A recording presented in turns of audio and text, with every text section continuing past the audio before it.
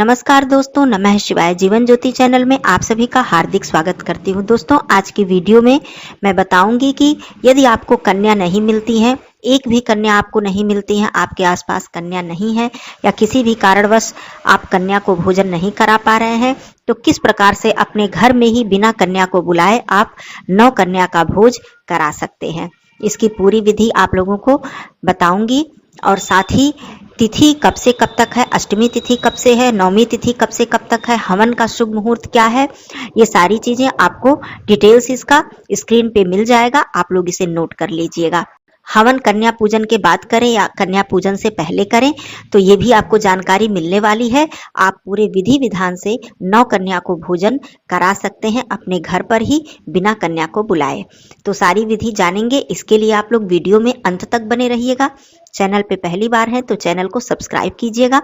Video पसंद आता है तो इसे एक लाइक जरूर कीजिएगा। कमेंट बॉक्स में माता रानी का जयकारा जरूर लगाइएगा। दोस्तों देखिए, सबसे पहली बात तो मैं बता दूं कि महाअष्टमी का जो व्रत है वो 22 अक्टूबर को रखा जाएगा। महानवमी का व्रत 23 अक्टूबर को रखा जाएगा। पारण 24 अक्टूबर को किया जाएगा। पारण बहुत से भाई बहन नवमी के दिन संध्या के समय हवन और कन्या पूजन के बाद कर लेते हैं, लेकिन ये बिल्कुल ही उचित नहीं है। कभी भी नवमी की संध्या को आप लोग पारण न करें। हमेशा पारण नवमी की रात्रि को बिताने के बाद 10वीं के सूर्योदय के बाद ही पारण करें। पारण का शुभ समय है 24 अक्टूबर को सुबह 6:27 के बाद। इसके बाद आप पारण कर सकते हैं। तो ये पारण की विधि हो गई और स्क्रीन पर भी आपको सारी डिटेल मिल जाएगी। अब आइए बात करते हैं कन्या पूजन की। तो हवन की जहां तक बात है, बहुत लोगों के मन में ये प्रश्न आता है कि हवन पहले करें या कन्या पूजन। देखिए, हवन का जो शुभ मुहूर्त है इस बार दिया हुआ है सुबह, दोपहर, शाम, तीनों मुहूर्त दिया हुआ है और नवमी तिथि में हवन किया जाता है। तो हवन करते करते कभी कभी बहुत देर हो जाती है। सूर्यास्त के बाद हवन नहीं किया जाता है, लेकिन फिर भी संध्या हो जाती है, अर्थात सूर्यास्त तक का समय हो जाता है। कभी कभी पंडित जी नहीं आ पाते हैं या किसी कारणवश।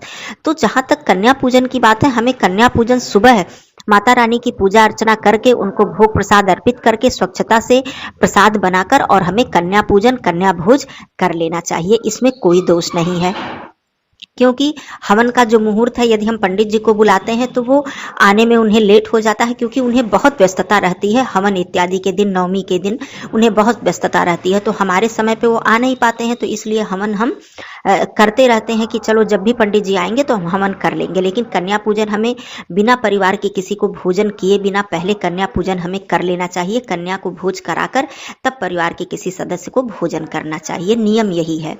वैसे आप लोग जैसा भी करते आए हों, लेकिन नियम यही है, हम लोग ऐसा ही करते हैं।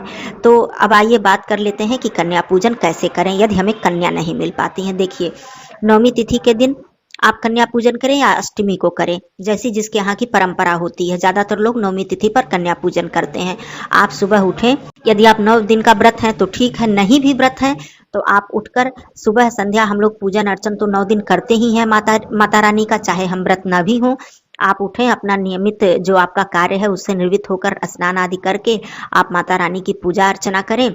नवमी तिथि के दिन माँ सिद्धिदात्री जी की पूजा अर्चना की जाती है। उसके बाद इस दिन जो मुख्य भोग प्रसाद है वो हलवा, पूड़ी और चना, ये भोग प्रसाद आप स्वच्छ रसोई घर में बनाएं। उससे पहले भोजन इत्यादि न बना हो, यदि बना हो तो उसे स्वच्छ कर लें।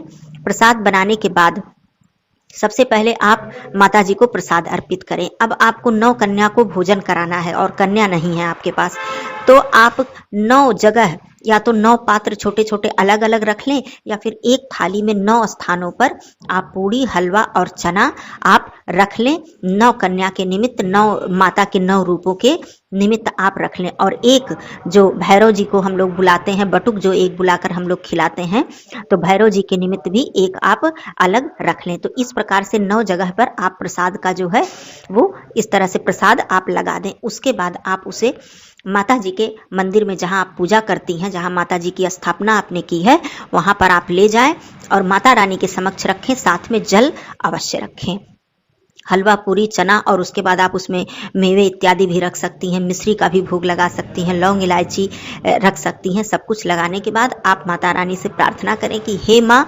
हमारे घर में कन्या नहीं आ पाई हैं, लेकिन आप कन्या रूप में अपने 9 रूपों में आकर, कन्या रूप में आकर मेरे इस भोज को, मेरे इस प्रसाद को ग्रहण करें।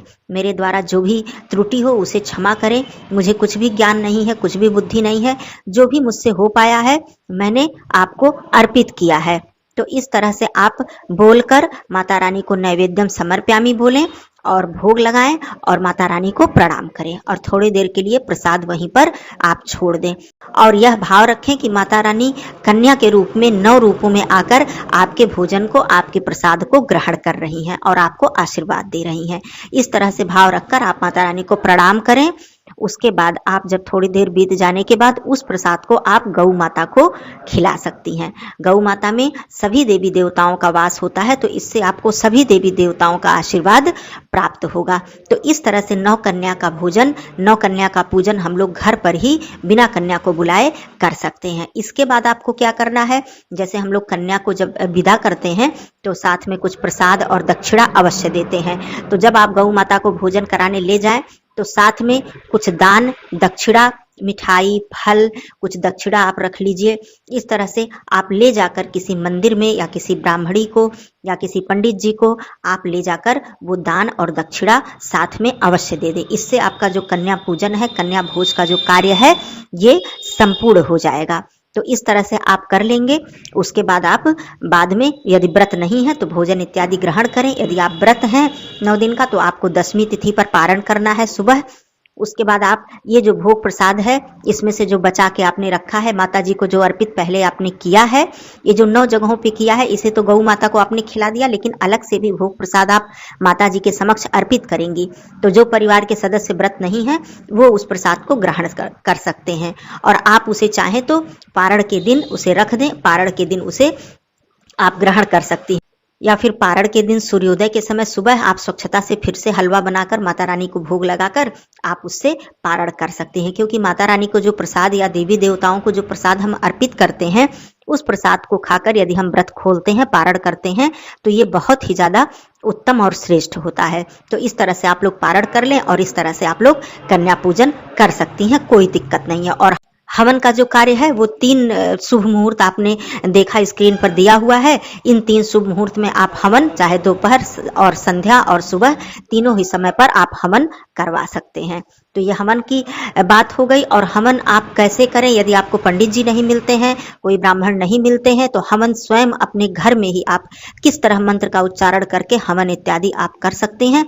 इसका भी वीडियो चैनल पे उपलब्ध है, आप लोग देख सकते हैं, बहुत ही कम सामग्री में और बहुत ही सरलता से। तो ये सारी चीजें आपको मिल जाएंगी। फिर भी कोई प्रश्न हो तो आप पूछ सकती हैं। फिर मिलती हूँ अगले वीडियो में, तब तक के लिए धन्यवाद। नमः शिवाय। हर हर महादेव।